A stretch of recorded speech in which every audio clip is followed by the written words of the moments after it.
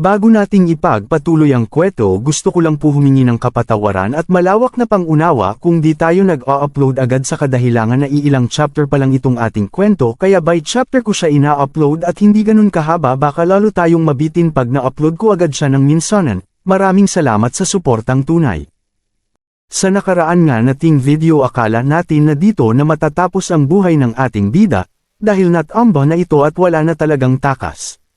Buti na lang sa ginawang pag-release ni Xiao San sa sapa ng kanyang chi, naglikha ito ng malakas din na tunog. Kaya natakot ang malaking halimaw at nagkari pa din ito sa pagtakas dahil nga sa malakas na tunog na nagawa ni Xiao San. Sa nakaraang din natin video, tuluyan nang nagtagumpay din si Xiao San sa kanyang paghuli ng isda gamit ng kanyang chi. Nakita na din natin sa nakaraan nating video dito nga din paano ang nakakatawang tagpo na paano inaasar ni Xiao San ang ating bida. Sumapit na nga ang gabi, tuluyan na nga nilang pinagsaluhan ang nakuha nilang isda at dito na din sinabi ng ating bida kay Xiao San na bukas din magsisimula na tayo ng mas pahirap pang pagsisinay ng ating bida kay Xiao San sa nakaraan nating video. At sumagot naman si Xiao San sa sinabi ng ating bida, "Ganun ba, Panginoon ko? Kahit ano pa po yang mas excited pa po ko na mas mahirap pa ang aking gagawing pagsisinay, kaya naman." Sa eksena na nga ito, pinakita na ang isang maaliwalas na panahon at mapapansin din natin na may mga naglalakihan nga na mga bato, mukhang dito binabalak ng dalawa ang pagsisinay na gagawin ni Xiao San. At pinakita na din sa eksena na ito ang dalawang ibon na tila nagbibigay ng regalo at ang sweet ng dalawa, kaya mapapasana all ka na talaga. Naglalakad na din ang ating bida patungo sa lugar kung saan sisimulan na ni Xiao San ang mas mahirap pang pagsisinay.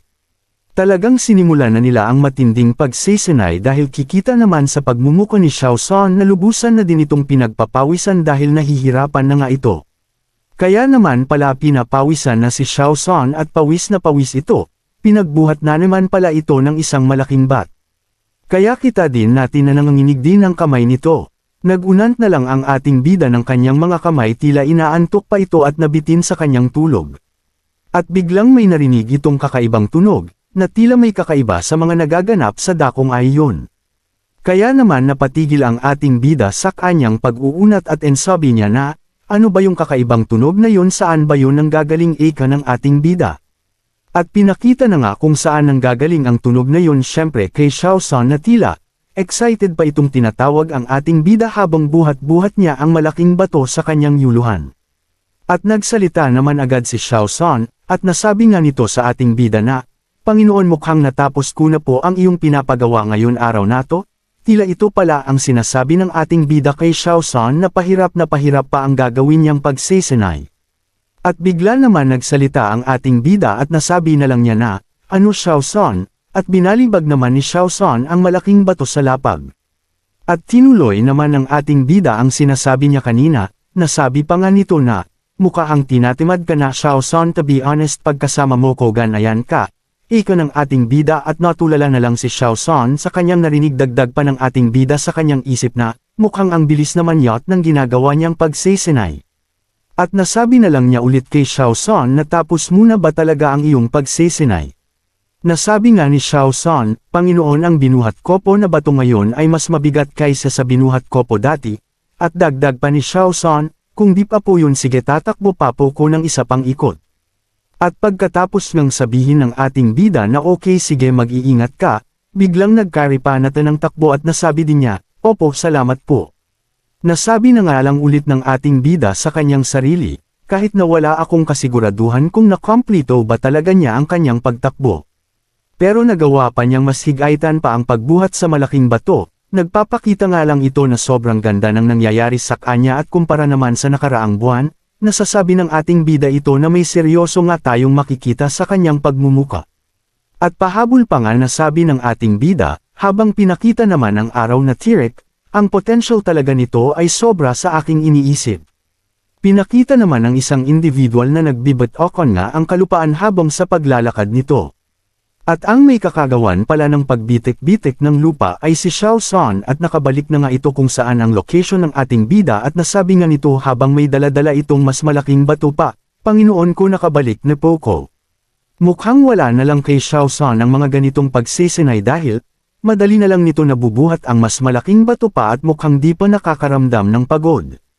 Payabang nga na nasabi ni Xiao San na, "Di ba Panginoon ko, nagawa ko na po lahat," at nagsalita naman ang ating bida at tinawag lang ang pangalan ni Xiao San, at nabigla si Xiao San na patigil ito sa kanyang kakatawa. Sa tagpo nato muling pinangaralan ng ating bida si Xiao San at ganito ang kanyang sinabi, "Alam mo Xiao San, maganda naman ang pinapakita mo sa pagsesenay. Pero huwag mong kakalimutan huwag maging masyadong mayabang, dahil lamang sa iisang bato na binuhat mo." Seryoso na nga ang mukha ni Xiao San na mukhang napahiya ito ng kaunti. Dagdag pa nga ng ating bida, "Sa susunod try mong magbuhat ng isang bundok at buhatin ito papunta sa akin, bibigyan pa kita ng oras na dapat magawa mo ito bago mabubos ang sisindihang incense." Talagang nahiya ng kaunti si Xiao San sa kanyang mga narinig, nasabi pa nga ng ating bida bago pa magsalita si Xiao San, "Yan ang totoong training mo at malaking challenge ngayon ito sa'yo," nasabi na ni Xiao San magbuhat ng bundok. "Pwede ba yun?" Patuloy pang ang nagsalita si Xiao San at nasabi nito, "Panginoon ko sige po pero di po ko sigurado na," di pa nga natapos ang sasabihin ni Xiao Sin biglang. Hinampas niya nagtungkod na kawayan sa lapag at nasabi, "Yes, bakit possible bang magawa mo yun?" Nasabi ng ating bida kay Xiao San. At nasabi pa nga ng ating bida kay Xiao San na may pangiti ito, "Kung possible mo tong magawa." Dagdag pa niya, "Pwede ka nang mahanay sa isang unggoy na magkakaroon ng pangalan sa kalupaan at pwede nang lisanin ito at makilala din ito mula sa kalangitan." Gulat nga si Xiao San sa kanyang mga naririnig at naabi na lang nito na ano po. At bigla naman may nakwento muli ang ating bida tungkol sa nilalang na yon. Nasabi na nga niya na, nung unang panahon, merong isang unggoy ang nagtataglay ng sobrang lakas na kapangyarihan. Pinakita na nga ang tinutukoy ng ating bida na alam naman natin kung sino ito. Patuloy pang ang sinalaysay ng ating bida paano ang ginawa ng individual Nathan paano niya nagawang maging malakas at nagpabago ng lahat. Sa kasalukuyan na may nagaganap na digmaan sa kalangitan, meron itong nakalaban na isang nilalang na kahit na isa wala pang nakatalo dito, at wala nang sumubok na makipaglaban dito sa mahabang panahon ngunit itong unggoy na to walang takot niyang hinarap ito. At nagawa nga nitong masugitan ng walang talong nilalang na ito, pero di pa dyan ang ginawa nito, na ang akala ng lahat ay matutulad lang ito sa mga ibang nakalaban ng malakas na individual na sa kalangitan ngunit. Ginawa niyang lahat at binuhos niya ang lahat ng kapangyarihan niya at di inaasahang nagawa pa nitong magbuhat ng isang dambuhalang bundok, na binato sa kanya ng kanyang kalaban. Di pa nga sila nakontento para laman mapigilan ang unggoy nato, nagsama-sama na ang 5 elementals para mas pahirapan pa ito, at doon na lang nila nagawang mapasuko ito kailangan pa nilang magtulungan kahit nag-iisa ito di nila kinayang kalabanan ng mag-isa lang. Kayang muling sinabi ng ating bida kay Xiao San na, "You only carried one stone." Napatanong pa nga, talaga bang mabigat na sayo yan dagdag pa ng ating bida? Nanginig na nga ang kamay ni Xiao San pati ang buong katawan nito sa kanyang narinig mula sa ating bida kaya naman. Napasigaw na lang ito at nasabi nga nito na salamat sa mga sinabi niyo Panginoon lubos ko na po naunawaan, sa mga guidance po ninyo at pag-train ng sakin na mas mahirap pa salamat po, ika ni Xiao San na excited pa nga talaga ito. At nasabi pa nga ni Xiao San habang mabilis na tumalikod sa ating bida na, "Dai ko ine-expect na naman ang mga ganitong pagkakataon."